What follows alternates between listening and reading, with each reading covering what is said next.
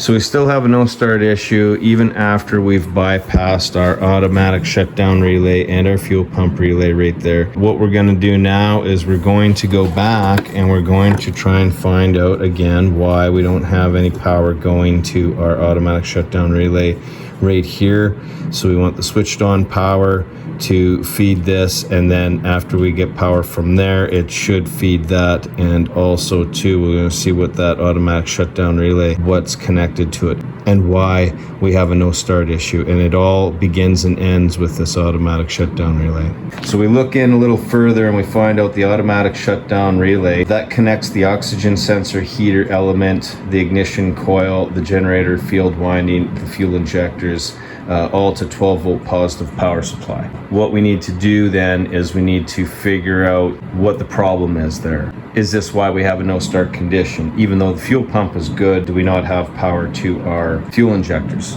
I do believe that the first two things to look at should be the cam position sensor and the crank position sensor. Now the cam position sensor is going to be underneath the distributor cap. So once you remove that distributor cap, there's a black disc in there with a wire comes out and plugs in. That is your camshaft sensor. And then on the back of the engine here should be bolted the crankshaft sensor right in here, passenger side, back of the engine. So in order to access that, what I'm going to do is I'm going to remove our exhaust manifold on the passenger side. So first thing I'm going to do getting those out is I'm going to need a 9/16, and then I'm going to have a series of extensions with a ratchet handle, and then you're going to want to get a snipe to get on there to break those free. So this is just a piece of pipe, fits over the handle on our ratchet, and then we break those free, we get those out of there. So the factory setup that they have there is they have this nut with this piece of metal tacked on there. And so what happens is that whether you're tightening or loosening this thing, it'll turn and it'll contact something, and then it'll stay stationary while you're continue to try and tighten or loosen the bolt out. Now, the problem is getting it apart is easier than putting it back together, because you're going to have this above the manifold, and then you're going to have to thread this in there. It's in a location where it's extremely difficult to get at. Previous fix that I used to do with these exhaust manifolds is I'd build a T-bolt and I'd put it in there, and that would be my anti-rotation device. It would just simply come in from the top and hang down, and then you'd take your nut off the bottom. You can't do that on this side because there's no room between the portion of the manifold there and then the flange. You can't get a bolt in there, and those are where those nuts are. It's pretty hard to get in there with two hands to hold the nut and hold the bolt and try and get them started. I'll show you what I'm going to do to fix that problem, but in the meantime we got to remove this manifold, for ourselves, so we have some more room to work with here, and we got to try and find that sensor located back there. And then back in there is where we're going to test that camshaft sensor there.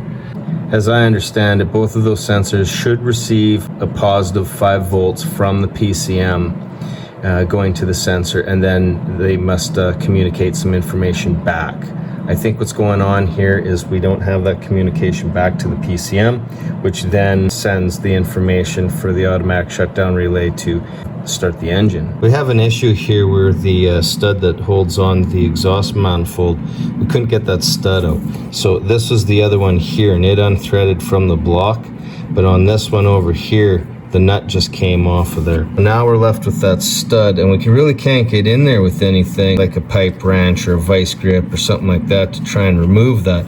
Now the problem is we've got just enough tension off of this exhaust pipe over here where we can't free it up, we can't lift it up out of the socket or out of the recess that makes that connection there. What we need to do is we need to remove this stud out of the way so that we can get this exhaust out of here. My plan for that is I'm thinking I'm going to weld a nut on there, and then we can remove that stud.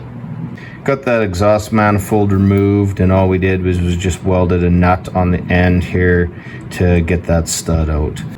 What I've done to remedy that problem there with the original fastener, here's our bolt and here's our nut. And that nut is going to have this little piece of steel that's fastened to it, and that's the anti-rotation device. So when it's in there, it'll hit up against there, and then you don't have a wrench holding it. how are you supposed to hold this nut in location when you're trying to get that bolt started? Pretty hard to do given the location. So what I've done is I've just welded some nuts onto the exhaust manifold itself. I went with 3/8 nuts. That's what the original faster is a 3/8 here. You can go larger, whatever size you choose. You could go 5/8. The hole will accept the 5/8, I'm pretty sure. But that's what I chose to do. And then when you're welding this, what you want to do is you want to heat the metal. So get yourself a torch and heat the metal up. And then when you're after you're done welding it, so heat it up really good. I don't have a temp stick or anything, but I just pour a bunch of heat to it, and then I weld it. And then when I'm done, I'm peening it with a chipping hammer, because as I understand it, this is like a cast material. And so what you want to do is you want to, after you're done welding, you want to peen it with a chipping hammer on your weld to kind of alleviate stress cracking or something like that. And then just let it cool by itself. Don't cool it or anything like that. Let it cool slowly, and it should be pretty good. I've done this before and I've never had any troubles with it. So this is my fix to this one, because you can't fit a T-bolt in here because there's no room. Ordinarily what I would do is I would just make a T-bolt, and that's my anti-rotation device for doing exhaust manifold bolts. When I'm talking about a T-bolt, this is really all it is. It's just a 3/8 bolt, and then I just find some round stock and I just weld that to the top. And when you slide that in from here, once it hits up against something, it's just going to do the same as before. Anti-rotation holds itself there, and then you can take your nut off the bottom. You don't have to worry about holding the top end with a wrench. Once we got that exhaust freed up out of there, basically I kind of sent it this way through this space in here. I brought it in through here and then up, and I was able to get it out. Had to get the battery tray out of the way, and then kind of move your wiring where you need to move it to get that exhaust out of there. After that, we found something interesting. I found a bunch of black tape. This wire looked like it was connected to our number 2 spark plug wire here, so I removed all that black tape. And now all you see is this wire is just wrapped around there. I don't know what it's doing, but I removed that. We'll disconnect that. Maybe we can figure out what it's for or whatever, but it definitely doesn't need to be there. If we trace this green wire, we trace it back, it comes to here. It ends up coming over here, and then it goes into this wire loom here, and then it goes to this thing. So here's our lights for the front, and there's our headlight plug, and that's where this wiring is coming out of here. That's what that goes to. So that's a mystery for another date. We're going to start with 8W-30-24 here, and what this is showing us is we've got our power control module, and then up here we've got our crankshaft position sensor and our camshaft position sensor. Now if we look at from the power control module over to here, this is our 5-volt supply, and we're coming up and we've got a white and black wire, comes in, junctions there, and it goes to both of these sensors. And then we have the ground coming down, and that is both junctions, and it goes to the PCM again. And then we also have our signal coming from the crankshaft sensor, and then we have a signal coming from our camshaft sensor, and those are coming in. As we want to test for our 5-volt on this one, going to these 2 sensors here. So if we take a look on 8D-9, this is going to show us our location of the sensor, and the sensor right here. This is our crankshaft sensor, and it's on the passenger side. It's at the back of the engine. That's going to be really hard to see, but that's the location of it, and it's kind of in behind where you see where that ground strap is. It's in around the corner there. You can't really see it, but you can feel it with your hand. And then if we take a look in the book here for our camshaft position sensor, this is in underneath the distributor cap, so that one's pretty easily identified right there. Now if we take a look on this page over here, this is going to give us our location for our plugs. This is our plug for our crankshaft position sensor, so we want that plug there. And then we have our camshaft position sensor that's coming off of the distributor there. Might be hard to see, but this is, I've pulled it up, and this is the crankshaft position sensor plug, and this is as close as I can get it. We would unplug it, and then we would want to probe this side for that 5-volt supply. Back there is the crankshaft position sensor. It was laying down deep in there. You got to find it, pull it up where you can access it. This here is the camshaft position sensor. So we're going to unplug both of these, and we're going to probe that wire, and we're going to see if we have the 5-volt supply to the sensors. So we're checking for voltage here. So we got our meter set up for direct current volts at 20, and we've got our one probe on the negative for the battery over there. We're going to probe the white and black wire out of this plug here, and we're going to check.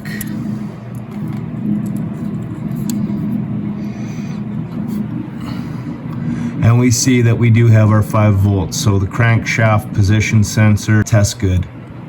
Now we've switched over to the camshaft position sensor. Again, we're going to be testing the white and black wire on there, and we've got the same settings on our machine, and so we're going to check that one. And we see again that we do have our 5 volts. So in both of these cases, both of these sensors are receiving the 5 volts. So now it's a matter of whether the sensor is bad. We got our camshaft position sensor out of there. So we already had it unplugged. And this rests underneath the distributor cap. To remove the distributor cap, there's two screws, bolts in there, whatever. I couldn't fit a screwdriver, couldn't get the right length of screwdriver on there. Went with a 7mm socket here on this driver, and that's what I used to get that distributor cap off. So you just lift off the distributor cap, then you pull off the rotor here, get that off of there, and then once you got that off of there, then you can just simply pull off your plate here, and this is the camshaft position sensor here. So we're going to remove this, and then we're going to test it. Down in the back there's going to be 2 bolts for that crankshaft position sensor, and here they are here, and they have kind of like you get that Allen head on the end. I don't know what size that is, but it's a half inch socket on the head there. And so what I did, you can see it's still laying in there. I got a series of extensions, a swivel, and that was to get the last bolt. The other one closest to was a little bit easier. I was able just to get that with an extension and the ratchet. Once you remove those 2 bolts, you should be able to pull that out. There's a ground strap bolted on the end here, so I removed that ground strap just to give myself a little more room. And you got to feel the bolts. Can't see them. Got to get your hand in there, feel them, set up your tools, and then get it out that way. We suspected the camshaft and the crank position sensors were faulty, and that is why we had a no start condition. But we've removed those sensors, and that's the camshaft position sensor over there, and this is the crankshaft position sensor over here. Now, new part numbers. So this is the crankshaft sensor here, and there is the camshaft sensor there. That's the new one, and that's the new one there. So what I did was I took these old ones, and I'm checking resistance or continuity, if you will, between these pins here. So I take my machine and I'm going to set it to that little symbol down there. Now, that symbol is the diode symbol, and it shows that there's a flow of current in only one direction. Now, as I understand it, our flow should be from red to black. And so what I did was I took this piece of paper and I wrote down the 3 wires, and then right here is where I have my red to black, and then I'm getting my readings over here. What I've highlighted here is, if we take a look at, so this is the new cam sensor here, and I've highlighted black. The reason I highlighted black, so if we take a look here, black is the signal.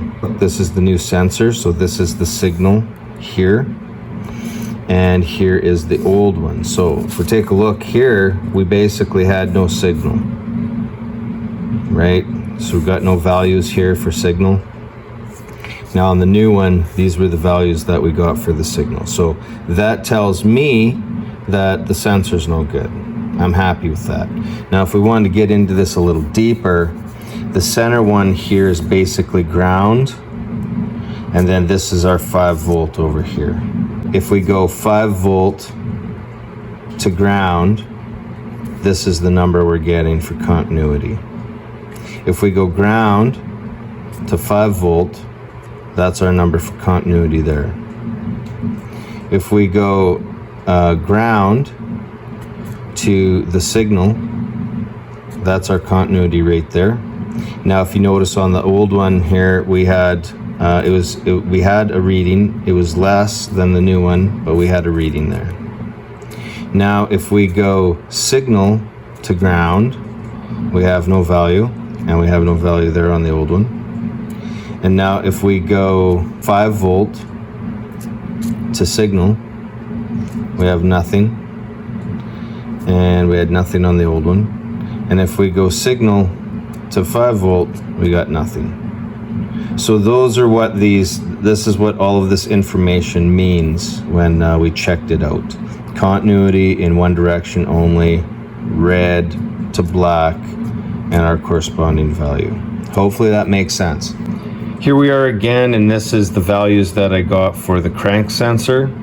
So again, what we're doing is we're checking continuity or current in one direction only, as per that diode symbol. I've highlighted green, so this is our signal on this sensor here. So we have 5 volt, we have signal, and again, our center is going to be ground. When we check this out here, we had our signal wire to ground gives nothing. Same on that one. Here we have our ground to signal wire, and that gives us a value right there. And then on the other one we had nothing. So then this checked out again. So we have our ground to the 5 volt, we get nothing in both cases.